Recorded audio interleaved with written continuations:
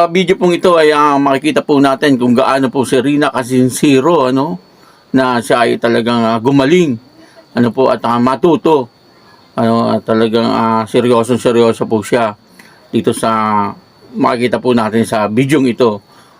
Bibigyan po natin ng konting reaction yan, pero bago po yan, ako muna po ay bumabati sa inyong lahat ng magandang umaga, magandang tanghali, at magandang gabi sa inyong lahat, mga kapatid.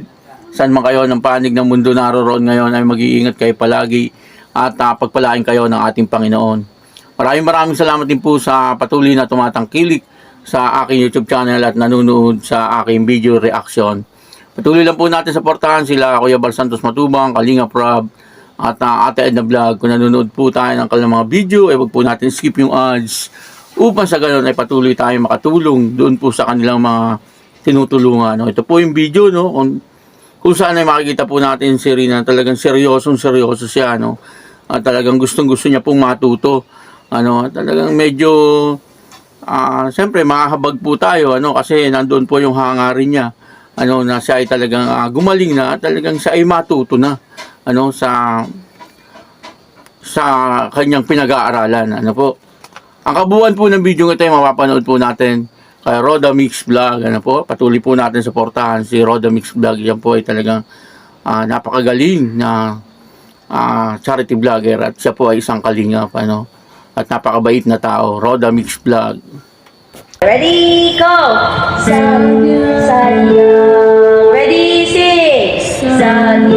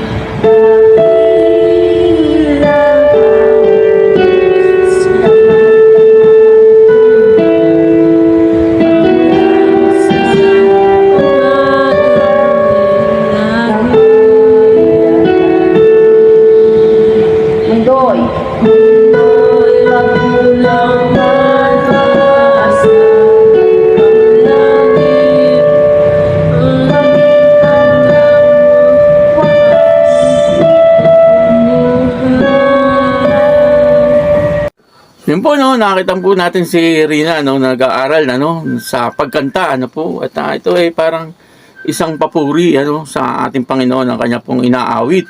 At dito po, minapansin po ako kay Rina, talagang siya ay seryoso, doon po sa kanyang pag-aaral, po. At yung kanyang mga tingin ay diretso doon po sa nagtuturo sa kanya, bagamat hindi po natin nakikita yung nagtuturo sa kanya, naririnig lang po natin ang kanyang boses, pero nakikita po natin si Rina na talagang yung kanyang tingin ay diretso doon sa kanyang teacher, at dito po ay nakita ko na talagang gustong-gusto na po ni Rina na siya ay matuto. Alam naman po natin lahat na pagdating po sa mga ganyang bagay, lalong-lalo na po pagka gusto niya, ay talagang pinagbubutihan po ni Rina, at dito nga po siyempre medyo makahabag po tayo ng konti, kasi siyempre parang sa nakikita po natin ay talagang sincere siya, sa lahat ng kanyang ginagawa. Kaya lang siyempre hindi naman po niya mabibigla yung kanyang sarili, na matutuhan niya po lahat, kasi siyempre mahabang panahon po na siya ay nagkasakit, at halos ngayon lang siya gumagaling, pero nandoon po na talagang nakikita natin na gustong-gusto na po talaga ni Rina na siya ay maging maayos, kumbaga gumaling na siya ng lubusan, Parang ganun po ang nararamdaman ko para kay Rina. Kaya ang lahat po ng kanyang ginagawa ay talagang siya po ay parang seryoso, yung parang sincero sa kanyang ginagawa, At sumusunod po siya, sa mga sinasabi sa kanya, kung ano po yung sinabi ng kanyang teacher, ay ginagawa naman po niya, Hindi po mahirap turuan si Rina, sa nakikita ko. Katulad po nung siya ay parang, nung sila ay nag-photoshoot, makikita po natin doon na talagang tinuturuan po siya nung kumukuha ng litrato. At talagang sumusunod po siya, At doon nga po ay humanga si Kalinga Prab, Sabi ni Kalinga Prab, noon ay talagang okay na po si Rina at sumusunod na nga po sa mga pinapagawa.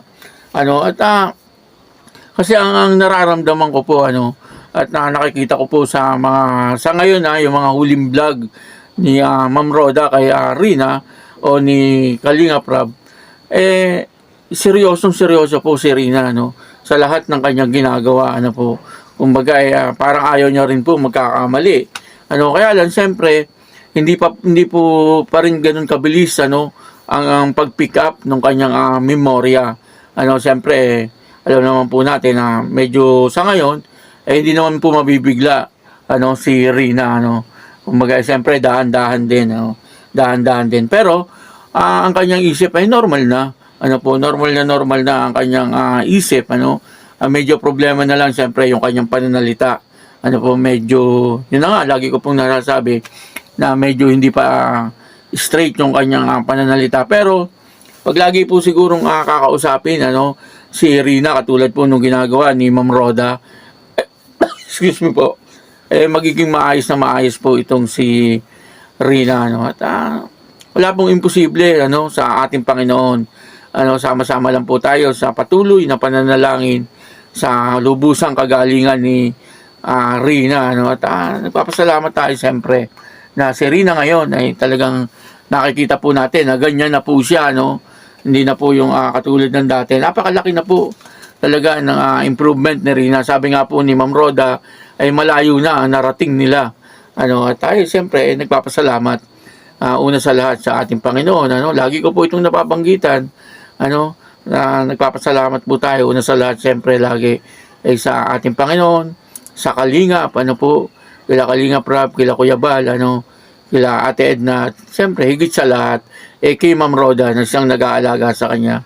Sa mga viewers, sa mga sponsor, na hindi po nakakalimot, palagi na andyan kay Rina. Lagi po akong, kada vlog ko po, talagang nagpapasalamat po ako sa mga nagmamahal kay Rina kasi, siyempre, wala naman po tayong ibang maitutulong, yung magpasalamat po tayo at siya ay maipanalangin, na sa ganun, maging maayos na ang kanyang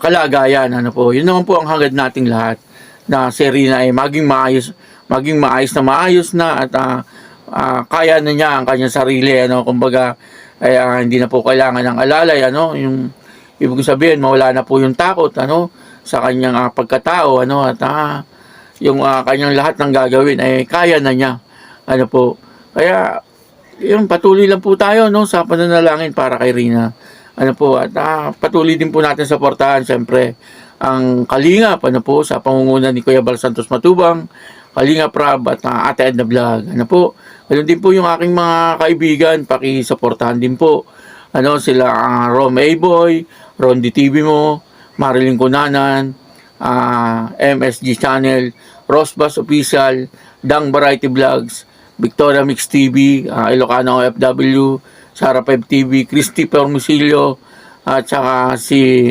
Rapido TV, at si Tito Manny Vlog, ako po yun. Maraming salamat po sa inyong lahat, at Diyos mabalos, God bless you all.